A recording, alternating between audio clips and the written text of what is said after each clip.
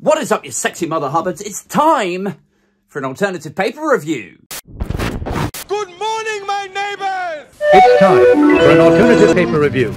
This time, something a little bit different, guys. Because overnight, while your least favourite journalists were sleeping and their editors were sending off final copy to the printworks, two big stories broke. Wellingborough and Kingswood. I like to think of these two by-elections as like Rishi Sunak, after Labour got themselves into trouble with the £28 billion green energy pledge abandonment, and then after Labour got themselves in trouble with these instances of anti-Semitism, things were beginning to look up for old Rishi Sunak, weren't they? There was even talk that the Labour poll lead was beginning to collapse. And I like to imagine that Rishi Sunak was there sort of like praying for an even better end to the week. Like, just give me a good news story to round off the week, please, God. But it appears those prayers were not so much answered as punished. As first, on I think it was Tuesday, Rishi Sunak was out there in front of the camera saying, oh yeah, I really feel, I personally believe that the economy has turned a corner. Like, he said that as a prelude to the serious pre-general election consideration of tax cuts. Like the journalists, the backbenchers, everyone's just jabbing and badgering him like, when are you going to cut taxes? Taxes are too high. When are you going to cut them? But of course he can't cut them because the debt is so colossal. That's where your tax money goes, is just servicing that debt. Like, the only pretext in which he could credibly say, oh, actually, maybe we're in a position now to cut taxes, would be if the economy suddenly did really well. Ergo, oh, I really think that the economy's turned a corner. Unfortunately for Rishi Sunak, the OBR then published their report suggesting the UK was now comfortably into recession. Literally the next day after he said that, they're like, yeah, I don't know why you're telling everyone that the economy's turned a corner, because it's patently, mathematically, politically, economically, and obviously has not. So that was an inconvenient news story. Anyway, now this morning, he's got these two by-election defeats. Now, the first one is Wellingborough, and it previously had something like an 18,000 majority to it. And it swung in the other direction by 28%. Now, Sky News are saying that this is the biggest shift in Tory vote share. The biggest movement from one party having it with this majority to the other party having it with that one. The biggest one of those since the Second World War. Which should make many of these cunts happy, because for all their talk of going back to the 70s, these abysmal by-elections are taking them back to the Blitz. Which for a lot of these guys, it's just like it's their favourite era, isn't it? They're very much born of the wrong time. Meanwhile, over in Kingswood, the story is not so bad, but still fairly bad, where it's not a 28% swing, but it's still a 16% swing. Anyway, this morning, the news coverage, the news rounds, the sofas, it's all full of the usual, very predictable insight and analysis. Keir Starmer said, these are fantastic results in Kingswood and Wellingborough that show people want change, and they're ready to put their faith in a changed Labour Party to deliver it. Which might be true. You know, there might be voters who previously were Conservative and now they've gone over to the Labour space. They've made that radical move from centre-right to centre-right, I guess.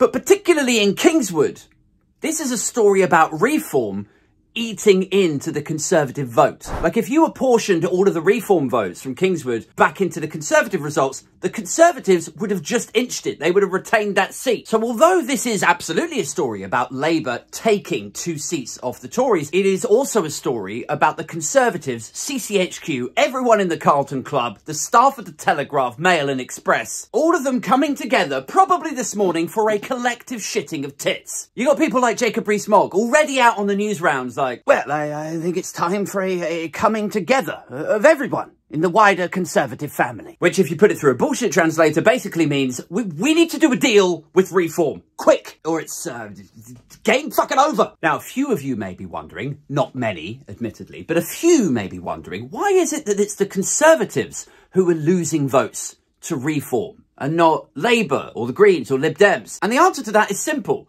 Both the Tories and reform, Richard Tice and Neanderthal, Nigel Farage and that wing of the Conservative Party are both doing everything they can to seduce the racist, ignorant moron vote. With Neanderthal, it's F off back to France. We'll fight the general election on the trans debate. I don't know if you guys remember this, but one of the reasons that he was ejected from the Labour Party in like 2018, I think this was for putting boulders in front of the traveller community so they couldn't access a particular site. Meanwhile, of course, you've got Farage and Tice over here, and they are, what, in dinghies, filming asylum seekers, crossing the channel, doing snarky interviews with refugees outside of a travel lodge. Do you remember that thing? Richard Tice interviewing a refugee where he was like, oh, I'm sorry that it's not up to your standards. So they're both going after the same vote. Reform say they're not going to do a deal with the Tories, but the Tories are hemorrhaging votes to them now. Just in these two by-elections, it was 10% and 13% respectively. I mean, that is a hell of a dent of crayon-chewing cretins that the Conservative Party just mathematically cannot afford to lose.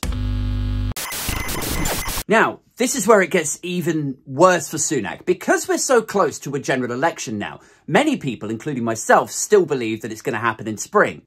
Rishi Sunak is ostensibly cornered. I mean, Reform say that they're not going to do a deal with him and they're continuing to bite into their vote share. He hasn't stopped the boats. He hasn't reduced NHS waiting times. He did halve inflation, although that wasn't really anything to do with him. And despite what the useless, subservient, neutered eunuch at a sex party coverage the BBC are affording him, we are absolutely in recession. And that does mean his pledge to return us to growth is broken. So as we inch closer and closer to the election, as Reform take the votes, as Labour take the seats, and as he appears unable to stop the boats, and as he can't cut taxes, I would say there is an excellent chance that Rishi Sunak and the wider Conservative Party are completely and utterly fucked.